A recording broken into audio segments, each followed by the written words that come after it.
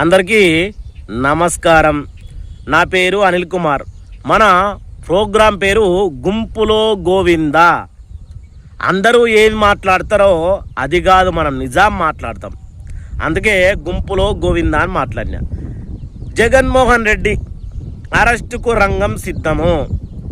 జగన్మోహన్ రెడ్డికి ఢిల్లీకి పోయినాడు. జగన్మోహన్ రెడ్డి మోడీ కాళ్ళ దగ్గర ఇగో ఇలా వేడుకుంటా ఉన్నాడు.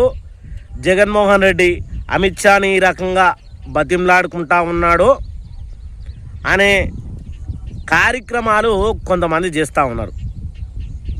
జగన్మోహన్ రెడ్డి ఢిల్లీకి ఏ విషయాన పోయిండో వాళ్ళకు తెలుసో తెలియదో నాకు తెలియదు, కానీ జగన్మోహన్ రెడ్డి లిక్కర్ స్కామ్ చేసినాడు. కనబడతా ఉన్నాయి ఫోటోలు. లిక్కర్ స్కామ్ చేసిండు అని అన్నారు.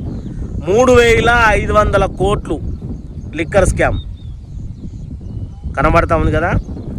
అయితే ఈ లిక్కర్ స్కామ్ విషయంలో 3,500 కోట్లు.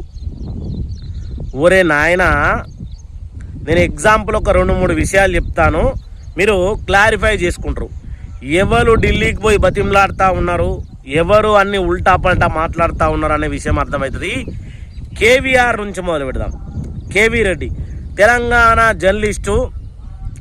రెడ్ బుక్ గురించి చంద్రబాబు నాయుడు పుత్నరత్నము ఎవరైతే మనకు నారా లోకేష్ ఉన్నాడో, నారా లోకేష్ పెట్టినటువంటి రెడ్ బుక్ గురించి అది తప్పుడుగా వాళ్ళు అంటే చిత్రీకరించుకుంటే మనదేం పోయింది, కానీ చిత్రీకరించుకొని ఆయనను 2 సార్లు అరెస్ట్ చేసిండ్రు. ఓన్లీ ఒక పదం గురించే బాగా ఆలోచన చేయాలి. రెండోది ప్రశ్నారావణ్.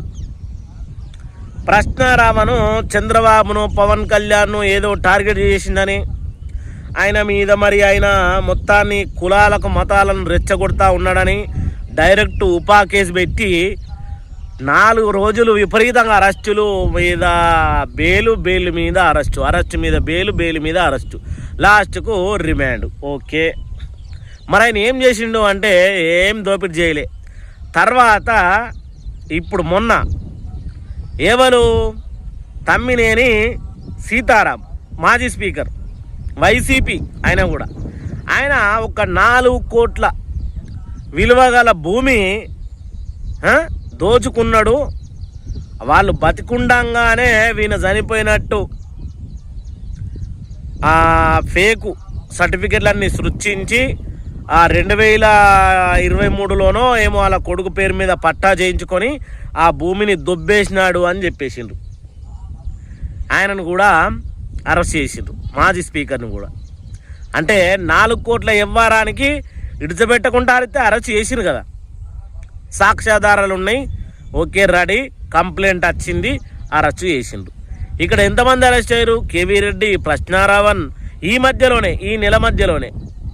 అలాగే ఇప్పుడు ఎవరు అప్పలరాజు, అలా కొడుకు ఏదో బైక్ యాక్సిడెంట్ జరిగింది, ఓకే. అక్కడ గొర్రెల కాపరి అనే వ్యక్తి చనిపోయిండు, ఓకే. అప్పలరాజు విషయంలో జగన్మోహన్ రెడ్డి ఇన్వాల్వ్ అవ్వడము అదొకటి కాకుండా ఆ కుటుంబం ఎవరైతే ఆ గొర్రెల కాపరి చనిపోయిండో వాళ్ళ కుటుంబ సభ్యులకు ఆయన హెల్ప్ చేసేది ఉండే. ఎవరు? ఈ మినిస్టర్, మాజీ మినిస్టర్, మాజీ ఎమ్మెల్యే అప్పలరాజు హెల్ప్ చేసి ఆ కుటుంబానికి ఎంతో కొంత, ఎందుకంటే మనం అలా వీడియోలు చూస్తూ ఉంటే చాలా ఘోరంగా ఉంది, అలాగూ ఆదుకుంటే సరే అది కూడా ఓన్లీ వాళ్ళ కొడుకును కాపాడుకోవడానికి.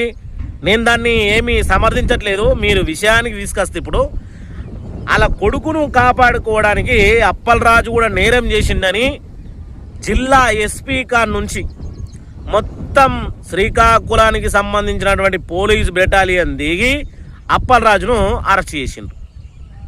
అంటే ఇక్కడ మీరు చూడండి, చట్టం తన పని తను చేసుకుపోతుంది అనడంలో ఎవరిని వదిలిపెట్టలేరు కదా. మరి జగన్మోహన్ రెడ్డి అక్షరాల 3,500 కోట్ల లిక్కర్ స్కామ్ చేస్తే, నిజంగా చేస్తే ఎట్లా ఊరుకుంటా ఉన్నారు? అది చిన్న ఇష్యూ కాదు కదా 3,500 కోట్ల స్కామ్ అంటే.